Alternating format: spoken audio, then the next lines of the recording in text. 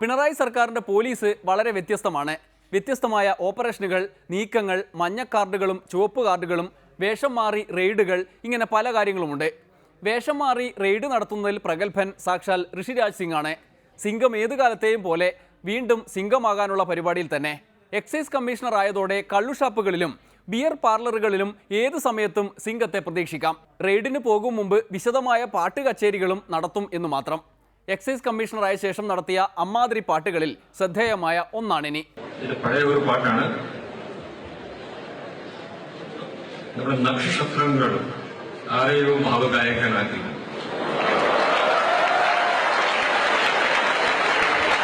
ആരെയും ഭാവഗായകനാക്കും ആത്മസൗന്ദര്യമാണ് നീ.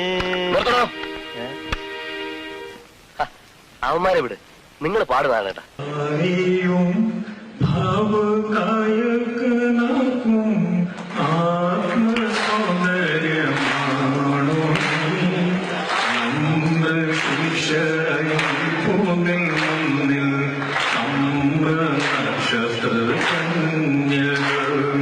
ആ പാട്ടെങ്ങനെയാ? പാടിയാട്ടെ. ആരെയും പാട്ടെ.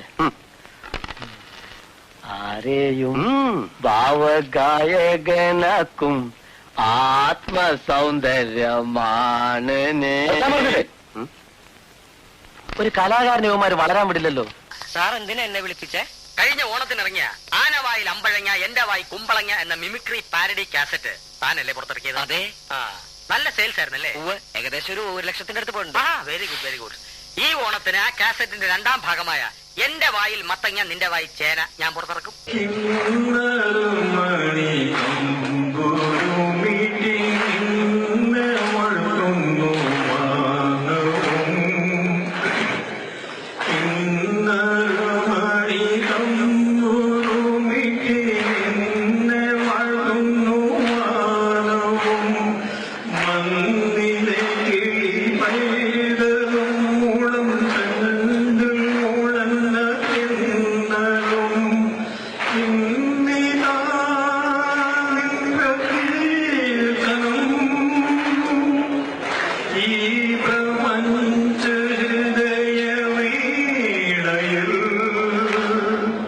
എത്ര നല്ല ശബ്ദം നാണായിട്ടെന്നറിയോ?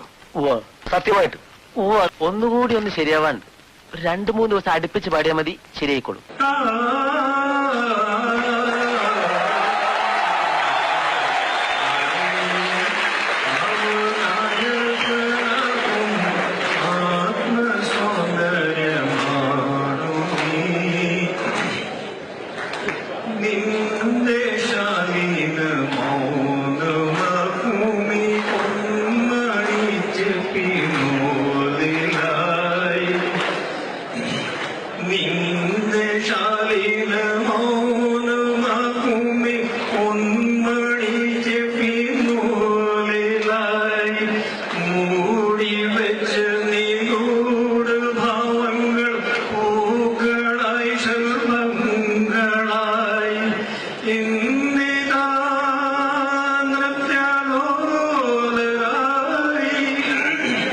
മാടിന്റെ രൂപവും പ്രാവിന്റെ മനസ്സുമാണ് സാറിന്റേത്.